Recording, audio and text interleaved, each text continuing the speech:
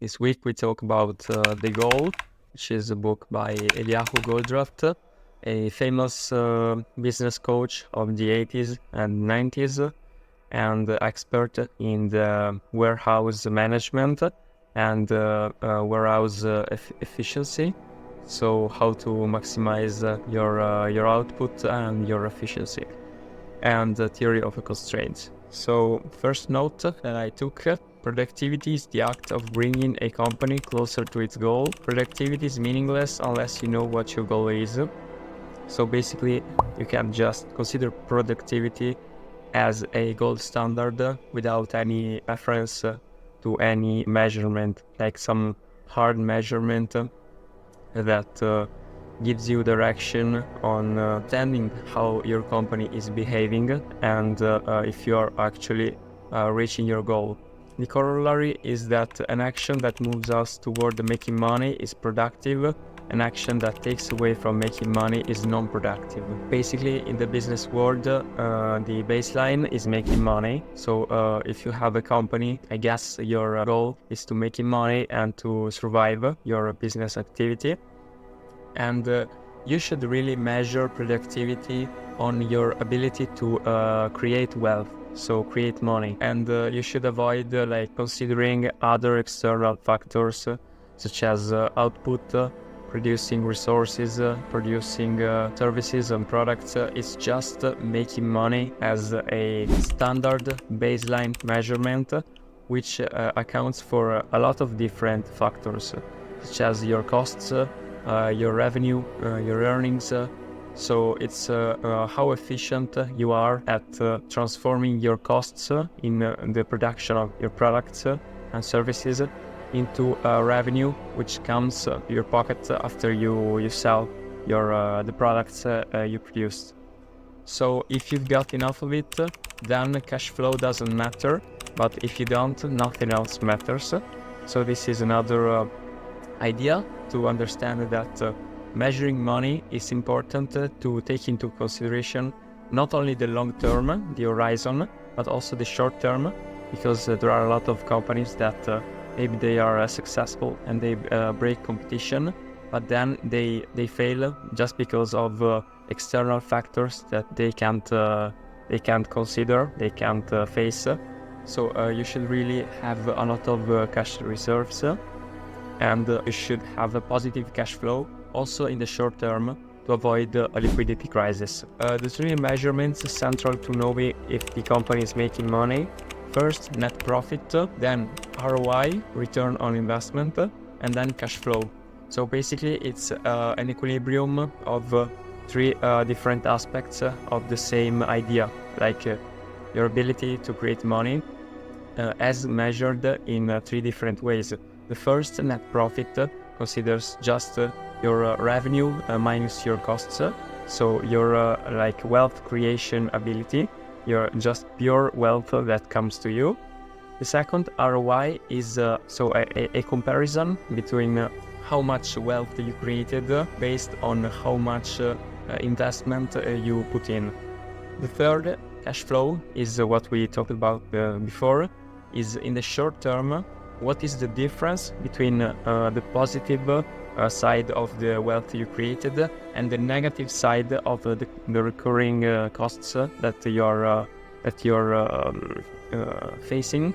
And the difference is the cash flow. So during a year, it's not always positive, but then you should avoid the liquidity crisis by having cash reserves that get accumulated with those periods in which the cash flow is positive. So another interesting idea is that throughput is the rate at which the system generates money through sales. Inventory is all the money that the system has invested in purchasing things which it intends to sell. Operational expense is all the money the system spends in order to turn inventory into throughput.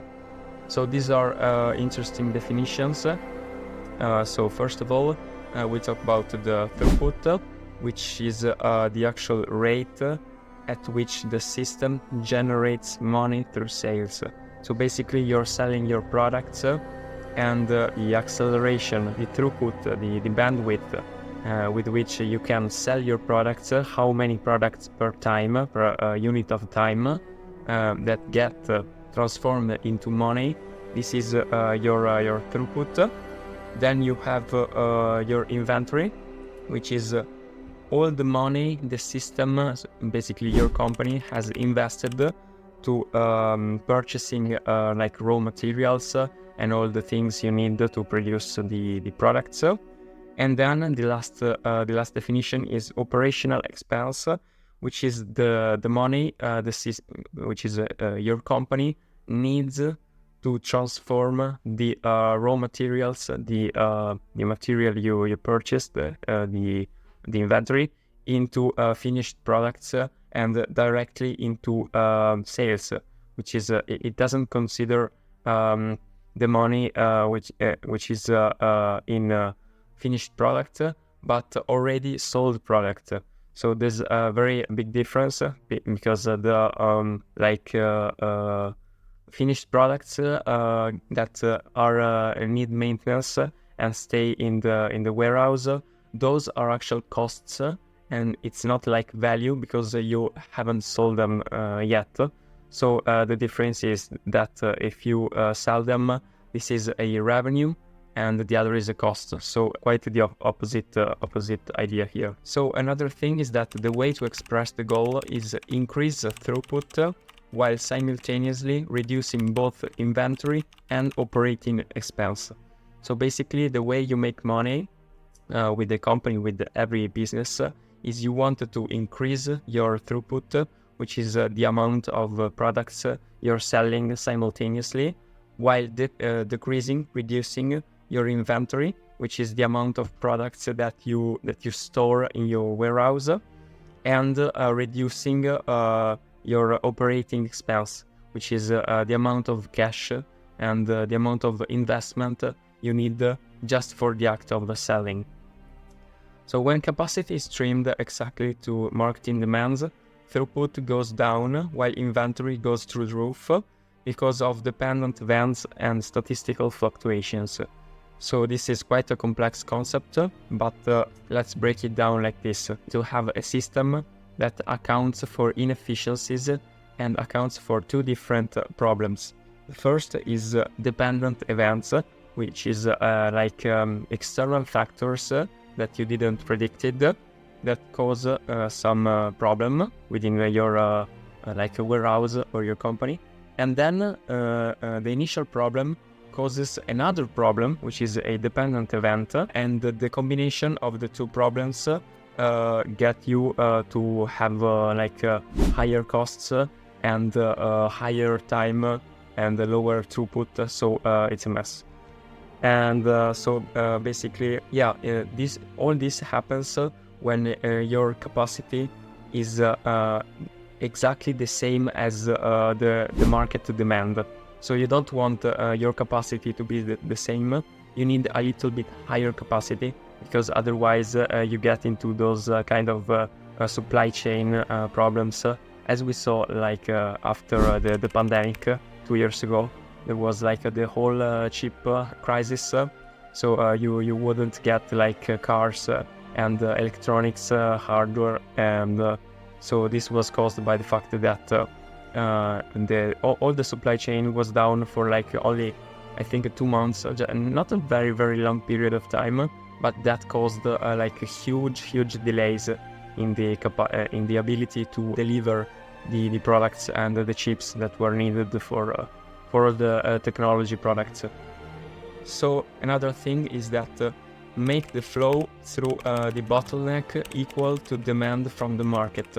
So basically the theory of constraints says that there is a bottleneck, which is in your system is the point of lower efficiency when you don't have enough material or enough robots to fulfill your production rate. So you need to have the bottleneck equal to the demand. So basically, if your bottleneck is equal to the market demand, then all the rest of your company and your warehouse management system, it will be higher your capacity, compared to the demand, which is equal to the bottleneck, which is the lower capacity point for your company. Okay, so make sure the bottleneck works only on good parts by weeding out the ones that are defective. Place the quality control phase before it. I should say to higher your efficiency in the actual bottleneck of your supply chain or your warehouse.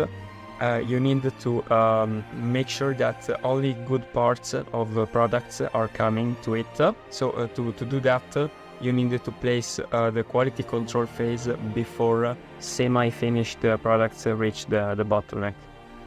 So if you reduce batch sizes by half, you also reduce by half the time it will take to process a batch. That means you reduce queue and wait by half as well. So this is like a very simple but a smart idea to just reduce the batch of the amount of semi-finished products and materials that are going through the whole process, the whole management system. So by reducing by half, you get to the result of also reducing the inefficiencies and the wait time between the different phases, because you have created like a more continual flow, more continual process, because there is not like a huge batch that needs to get to be completed in phase 1 and then wait for the whole batch and then go into phase 2. No, because you have single semi-finished products and materials that each are going to each phase, so it's faster and more efficient. So we refer to something as common sense only if it is in line with our intuition. So this is like a very generic concept that I liked, because I really believe that common sense should be in line with your intuition. If your intuition says that, okay, this is probably false, this is probably fake, maybe it's not common sense. Like common sense and intuition, a beautiful relationship between the two. So last part from my notes is that once you find the key leverage point, you'll get some significant returns, and then you can go back and find the next leverage point or constraint. This is like from the theory of constraints. So the main idea is that in, for example, here we talk about the warehouse management system, the supply chain, but in every facet of life, you should find the one thing that is limiting you, and then try to solve it, try to improve the efficiency of the main of the bottleneck of your life. And then when you have improved like that bottleneck, you go to the next one and improve also the next one. So by doing this repeatedly, you follow the theory of constraints. So you go from one constraint to another, and you like on a general view, you maximize your life, you upgrade your output or your efficiency or whatever you're trying to improve. So when the problem that caused the stoppage is overcome, so we're talking about one constraint, the upstream resources not only have the supply, the current consumption of the bottleneck, at the same time they have to rebuild the inventory. That means that there are times when the known bottlenecks must have more capacity than the bottlenecks. So this is another idea behind the theory of constraints, that if you have a bottleneck which has like limited efficiency, the other phases before and after the bottleneck need to have higher inventory and higher capacity, so that when the bottleneck isn't locked anymore, so it's free to process new products. As soon as possible, it will receive the materials and it will receive the resources. To do that, the same idea as before, we need to have like higher capacity in the other phases. So you have there is no occurrence of time where the bottleneck is free to operate, but then you have the other phases that are waiting to process other batches or other products. And the last idea is that almost every big company is oscillating every 5 to 10 years from centralization to decentralization and then back again. And you can see it with all the big companies like Tesla, Microsoft, Apple, Netflix. There is a tendency to oscillate, to move from centralization of power and efficiency, and having big systems that get directed from a single center, single point of focus, and then to shift every 5 to 10 years to decentralization, to having smaller teams that are auto managed and power distributed. So it's an equilibrium of forces, and there is no perfect solution. It's just an equilibrium between periods of when you need more centralization of power and when you need more decentralization. And I think an interesting analogy might be with the government of nations. So there is a moment when you need more, I don't want to say democracy, not to sound like a crazy conspiracy, but you need power to be more distributed. And then there is a period, maybe after a few years, where you need more efficiency, more central authority to make things just work and improve the processes. So yeah, this book was very cool, and also not a very long book, but very resourceful. So I really suggest to you guys and to read it. And we'll see next week what comes to our videos and what we wanted to read. And yeah, so see you next week.